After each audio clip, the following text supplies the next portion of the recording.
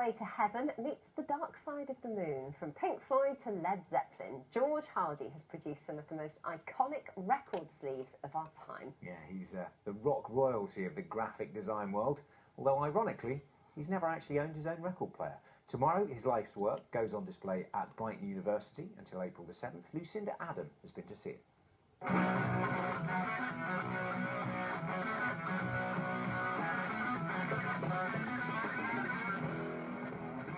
They were one of the most enduring rock bands in history, and Led Zeppelin's 1969 debut album cover was designed by a young art student working with the design group Hypnosis.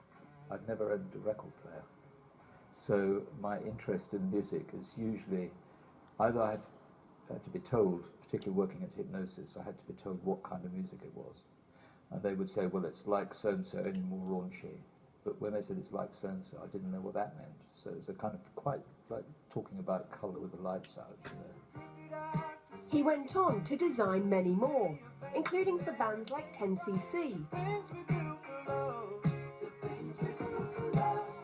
Genesis, and Steve Harley and Cockney Rebel. But he is perhaps best known for this.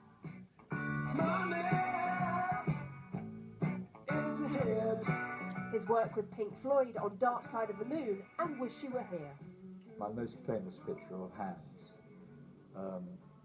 most people don't have because they had to tear open the record cover and it was gone.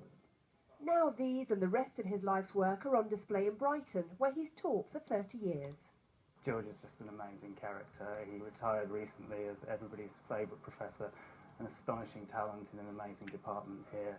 The man who's never owned a record player has a permanent place in recording history. Lucinda Adam, BBC South East Today, Brighton.